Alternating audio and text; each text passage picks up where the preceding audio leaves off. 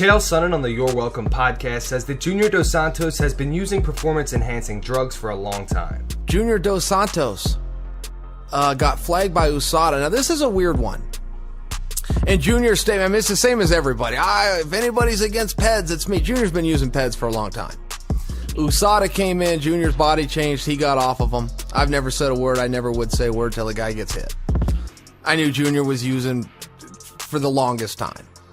World's worst kept secret. Guy takes his shirt off, you take one look at him. But USADA came in and he did clean it up. Now his record changed as well. But a lot of guys changed post USADA.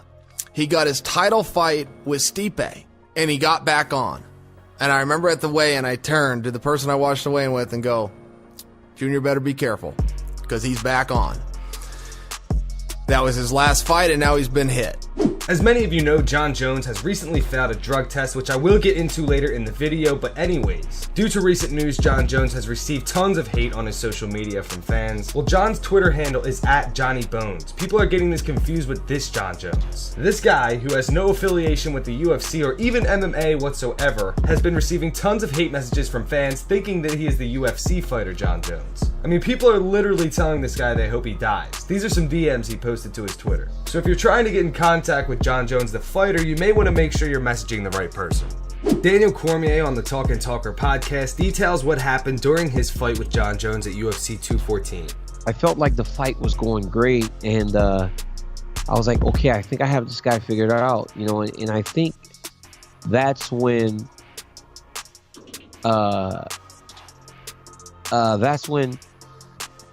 I think the comfort level allowed for something to, like what happened to happen. You know, I got a little bit comfortable. And you know, man, you can't do that when you're fighting a guy like that, like Jones. You know, he's so talented. And I felt like he was kicking me to get me off of him, but the kick got up there so fast. I thought body kick, I thought leg kick, and it went high. So it was, and I've been hurt before, but I've never been hurt with a guy that truly knows how to finish. And he knows how to finish. He took his time.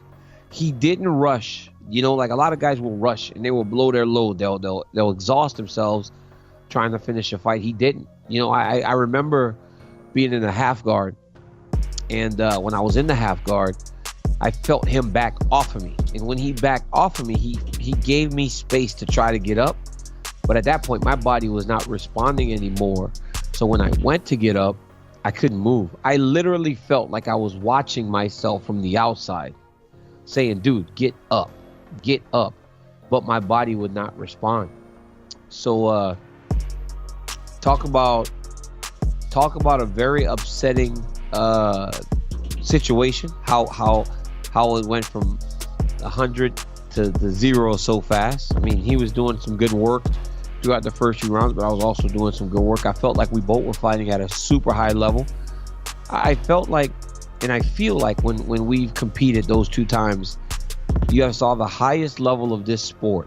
Jon Jones manager Maki Kawa posted a statement on Facebook responding to all of the hate for Jon Jones. He goes on to say, the amount of hate that everyone has towards Jon Jones without any due process is beyond me. The messages I keep getting saying to drop him or don't take up for him goes to show me how low the society is. I stand with Bones. For anyone to think I would drop him like him and I aren't brothers is stupid. I know how hard he worked to get back to where he's at. This is definitely heartbreaking. He definitely didn't cheat or use steroids, but I'm with him more now than the night he won the belt. Being there for good times is what everybody would do, but who's really there when times get bad? I hope that you people pick your friends, wives, husbands, and close confidence based on real stuff, not who can celebrate when you're on top. I'm not sure why this is happening to him again, or how even, but we'll get to the bottom of it. To those of you who truly support my brother and I, thank you. To those of you who say drop him, you're not doing me any favors by saying that. You're not my friend nor my family, so a big you to you and your support. Jon Jones has yet to speak publicly about the situation, but when he does, I'll be sure to let you guys know.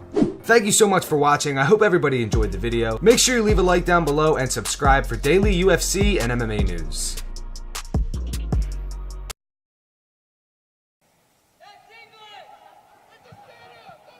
Everybody's on steroids.